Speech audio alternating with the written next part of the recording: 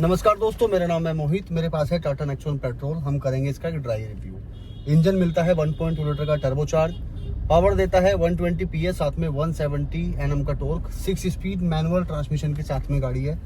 क्या नेगेटिव है, क्या पॉजिटिव, चलाने में कैसी है, बहुत छोटी सी वीडियो में बनाऊंगा। एक ड्राइव रिव्यू होगा और जो ऑनेस्ट होगा वो मैं आपको बताऊंगा। तो भाई इंजन जो है इसका क्या वाइब्रेशन करता है? जी हाँ, बिल्कुल करता है। जब आप इसे लेके इनिशियल में चलोगे ना, धीरे स्पीड पे चलोगे, थोड़े वाइब्रेशन फील होंगे। इंजन की आवाज़ भी आपको अंदर आएगी, लेकिन जब आप गाड़ी को 60+ चलाओगे ना, उस टाइम पे इसके जो वाइब्रेशन है बिल्कुल ख़त्म हो जाते हैं, क्योंकि BS6 फेज़ 2 में ये काफ़ी सारी चीज़ें जो हैं ख़त्म कर दी है टाटा ने।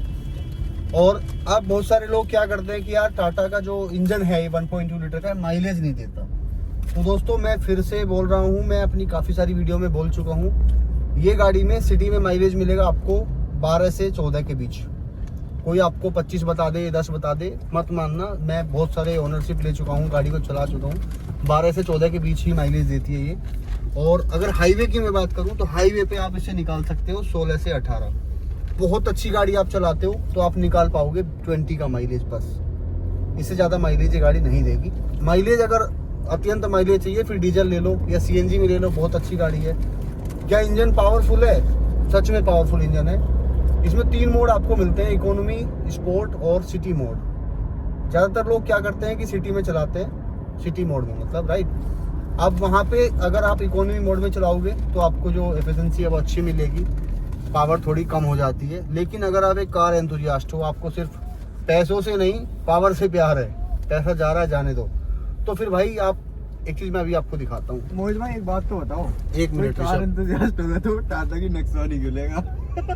मेरी बात सुनो, तुम कार एंथुसियास्ट हो, तुम्हारे पास i20 है, कोई मीनिंग है इस बात का? हाँ है, क्या मीनिंग है? हमें बहुत लगी। वो एन इंजन है। एंड इंजन के बढ़िया। तो अभी रूमर्स पे ध्यान मत दो, काम की बात सुनो। इकोनॉमी ड्राइव मोड एक मोड हो गया।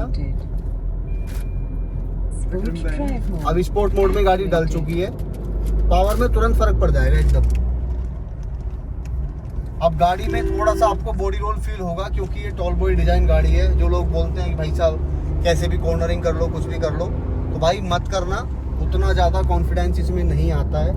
हालांकि सस्पेंशन इसके बहुत अच्छे हैं। और अभी एकदम से गाड़ी की जो स्पीड बढ़ी है ना, वो आपको इसीलिए लग रही होगी क्योंकि ये अब स्पोर्ट मोड में गाड़ी है। ब्रेकिंग कैसी है गाड़ी की, तो अभी यहीं पे देखो आप, खाली रोड है बिल्कुल। 1 2 3 स्टार्ट, देखा, हजार लाइट चालू हो गई। ब्रेकिंग बहुत अच्छी है। और ये फ्रंट इसके डिस्क ब्रेक है, ऑल व्हील डिस्क ब्रेक नहीं है इसमें। स्टीयरिंग सीट फीडबैक की बात करूं तो भाई स्टीयरिंग का फीडबैक काफ़ी अच्छा है। और मुझे पर्सनली टाटा की गाड़ियों में एक चीज़ बहुत अच्छी लगती है, इनका स्टीयरिंग काफ़ी ज़्यादा लाइट है। और दूसरा है इसका जो क्लच, उसका ट्रैवल बहुत कम है, बहुत ज़्यादा लाइट है। अगर सिटी के लिए गाड़ी देख रहे हो तो आप इसे देख लो, थोड़ा सा माइलेज कम मिलेगा। क्या सीट इसकी ब्रेजा से अच्छी है, सोनाट से, वेन्यू से? देखो अच्छी तो नहीं बोल सकते, लेकिन एवरेज है। ब्रेजा की सीट चौड़ी है, इसकी सीट चौड़ी नहीं है। थोड़ा सा आपको ऐसा फील होगा कि आप इसमें फंस गए हैं। अच्छा सपोर्ट यहाँ पे मिल जाता है। लेकिन अब ये जो A पिलर वाली बात है, लोग बोलते हैं कि A पिलर में हमें विजिबिलिटी नहीं रहती है। अगर आप फर्स्ट टाइम चला रहे हो तो आपको दिक्कतें होंगी। अगर आप फर्स्ट टाइम नहीं चला रहे, आप इसको बार बार चला चुके हो, आपको खरीदे हुए 1 महीना हो गया, फिर इनकी आदत हो जाती है आपको। ठीक है। AC का परफॉर्मेंस कैसा है ड्राइविंग करते समय? वो नो डाउट काफ़ी बढ़िया है। और अभी देखो सस्पेंशन कितना अच्छा है इसका।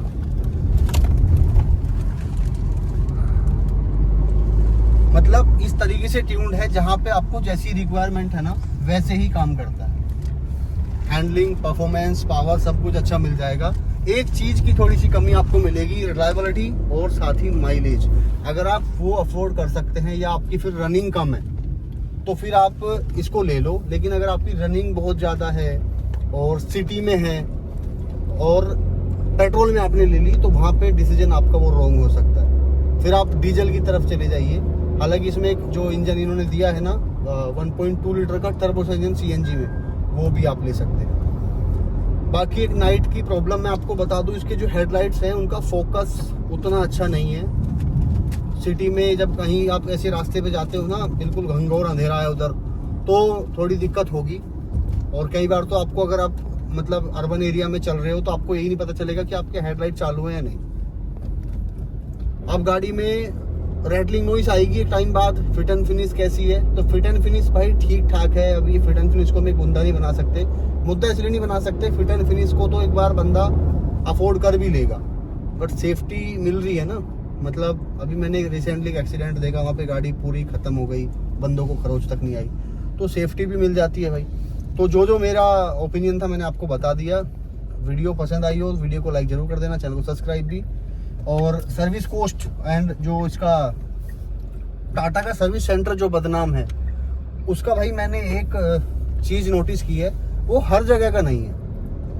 नोएडा, गाजियाबाद, दिल्ली, कई जगह आपको मिलेगा कि खराब है माहौल, लेकिन उसी डीलरशिप में, मतलब वही डीलर है लेकिन लोकेशन अलग अलग है, वहाँ पे भी अंतर है। वो स्टाफ का प्रॉब्लम है, उसमें टाटा का कोई फॉल्ट नहीं है। और रिलायबिलिटी की बात जो लोग करते हैं, तो भाई टाटा के अलावा बहुत सारी गाड़ियाँ और भी हैं जो रिलायबल नहीं हैं, उनको तो आप लोग नहीं बोलते।